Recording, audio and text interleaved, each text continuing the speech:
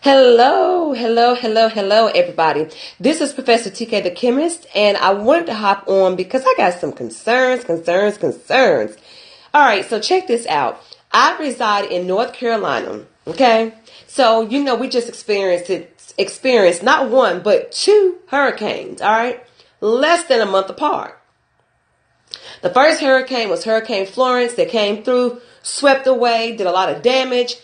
But then we have hurricane number 2 that occurred, I think, Wednesday night going into Thursday/Friday. So here's the deal. You have all these parents who are complaining because school was canceled for a damn good reason. Let's start with the issue. All right. So you have a lot of parents who obviously don't have a babysitter on standby. Okay. Let's start there. They don't have a babysitter on standby, so they're trying to figure out, what am I going to do with my kids? Why do we have school canceled when the school across the street is open? Well, check this out. It's obvious many people don't know what goes on in the school, okay? So, or the policies and procedures in terms of how schools are done, okay, in terms of making the decisions for your child. So let's start with the fact that we have children who get on the bus at 6 o'clock in the mañana, I can't get my words out, in the morning, okay? They get on the bus at 6 o'clock in the morning. Now, here's the deal. Bus drivers have to listen to loud yapping kids who are not going to listen to them when they say, sit down, be quiet, all this other stuff. You're battling with all that noise. Okay, now I know some kids are sleepy at 6 o'clock in the morning. This is just the high school. But you have buses that could possibly flip over if the wind speed is too great. They said on the news that if the wind speed is greater than 30 miles per hour, that is unsafe.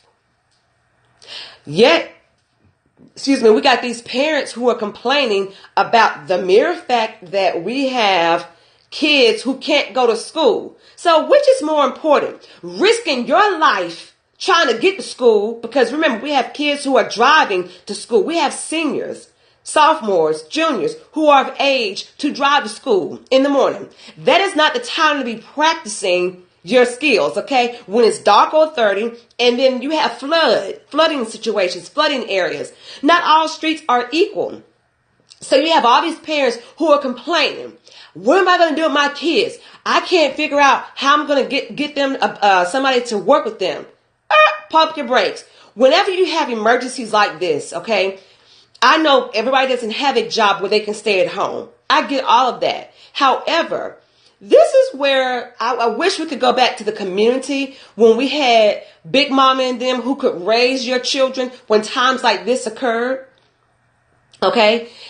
You've got so many people who don't have an adequate child care situation set up. So then they leave their kids at home by themselves.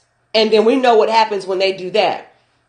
Now, here's the other issue though. You have parents who may be doctors. Okay. So they cannot not go to work. You may have people who are in law enforcement who have to go to work. You may have people who are attorneys, judges, nurses. See, they don't have an option when it comes to going to work. I get all of that. But the problem I have is people complaining about the fact that there are some schools open and some schools aren't when they're like cities apart.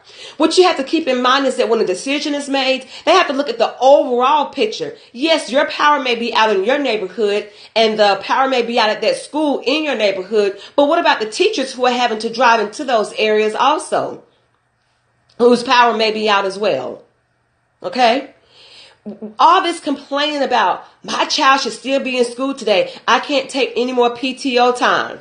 I get all of that. But again, guys, we've got to consider the safety. Safety is of the utmost. Okay. If we go back to the times when we have a neighborhood of people who look out for you, I don't think we would have this issue. But unfortunately, we do. So what are you going to do about it? Okay, we're still in hurricane season, which technically speaking, hurricane season can last until November. So you need to get your child care services on standby for the just in case. Now, perhaps this could be like a business opportunity for somebody to develop an emergency child drop-off situation. And of course, with that comes some other matters at hand. Okay. But I won't get into that right now. But I'm just saying, we need to stop complaining when we have the safety of children involved. Because guess what? Let that bus driver hit somebody. Let that bus driver accidentally pop and hit somebody. Let that bus driver hydroplane. Okay? What you gonna say then? When you got a busload of kids who could possibly get killed, then what? What you gonna say then? Yeah, what you gonna say then? Then you got parents who are sitting here arguing with the fact that it was just a little bit of rain. No, it was not just a little bit of rain. Some of the neighborhoods have fallen trees down in their neighborhood and they can't even get out. You got dropped power lines in the neighborhood. What you gonna do then when a child is walking to the bus stop because their mama left them at home because they had to get to work. Their father left them at home because they had to get to work. And then what happens? They trail on and go to what? They walk on down to the bus stop and then they get zapped. They get zapped. In my area alone, we had a man who was just driving his car and a tree fell on his car and he died instantly. Now, what if that was a high school child who was going to school and then they get killed? Then what? Now, in my particular city, we are like maybe 10 minutes away from the other neighboring cities, but our school was on a 2-hour delay. So you got all these parents who are complaining saying, oh, well, in this other city they said, well, we only had 32 schools out of 170 that didn't have power. But anytime you have that situation going on, guys, they have to close the whole school. Okay? So all these people complaining about these issues need to get a life. Why don't you go serve on the school board so you can go figure out what's going down in the school? Why don't you go to the school board meetings so you can understand the policies and procedures that are made on the sake of your child? Why don't y'all go do that? Y'all sitting here complaining about these kids, but you don't realize, again, I keep going back to safety. So let's talk about the teachers. Okay? We know how to modify our schedules. We know how to make things work. If you're a good teacher, okay? First year teachers, I'm going to give you a pass. This is now your time to step up and figure out what you need to do to modify your schedule. But y'all, the winter isn't here. And in our area, when we say that it's going to snow, they do cancel school. People pick at us being down south. But guess what? DC, New York, Virginia, y'all close y'all schools too. So don't even play like it's just us. Because I done seen the little script go down on the little TV thing that says so-and-so school is closed or on a delay. So don't play. Y'all close schools too. You got to keep in mind that our areas, we're not going to spend all that money buying equipment for the possibility of so-called bad weather. Okay? We're just not going to do that. And now the governor has forgiven some of those dates because a lot of our children were out for 3 days back in September. School hadn't even been in a month and we were already out. But check this out. You have some kids whose schools are gone. Okay, let's go on the East Coast of North Carolina, my state, where they're still dealing with fecal matter in their water system. Let's talk about that. They're out of school. And if they are in schools, for some of them, they're having to manipulate the schedule to make it work. Now, let me go back on this power thing because, again, I'm still ticked off at people saying we should still send our kids to school. Ludicrous. Here's the deal. You've got power that is out. What you want to do, send these kids to a school without no power. That means they can't do what? They can't cook food for your child. That means they can't have what? Lunch, breakfast. Some of these kids can't prepare food at home because this is the only meal they're going to get from the schools. So now you're sitting here complaining and talking about they need to go to school. Let's say the school is stuffy. Then what you going to do? Kids passing out. Again, it's not that serious. And I just wish people will understand the gravity of those words that come out of their mouths.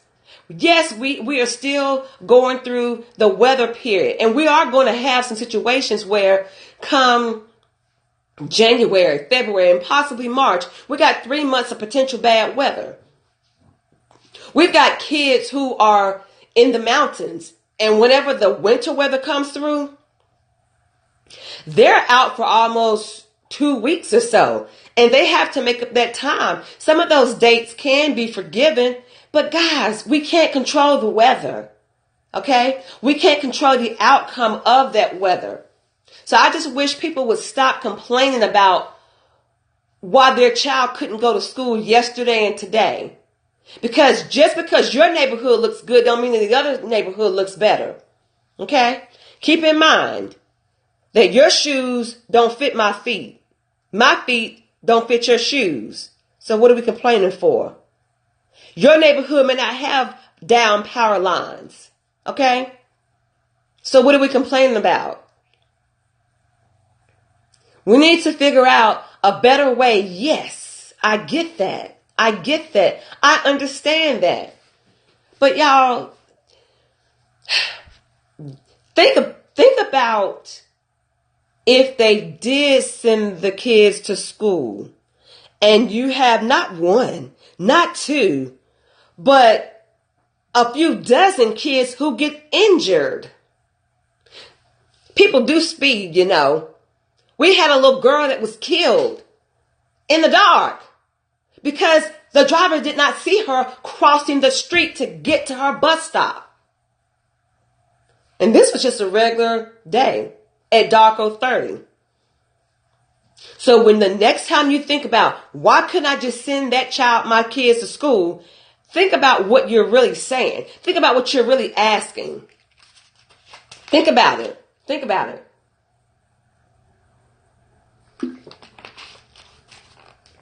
And if you really want to understand it, go talk to a principal. Go ask them what goes into the decision making as to why school is closed. But go to your superintendent. Go to your school board meetings. Go look at the policy. And if you don't have children in the school, it's okay. The school policy is online, okay? So I just wanted to hop on and say, give the schools a break. Stop complaining. All right, stop complaining. Check this out. We're going to go through this again. So just be aware. Be aware. Be alert. Be on standby. Have an emergency plan. Get to know your neighbor. And if you don't trust them, which I totally get, flip that schedule.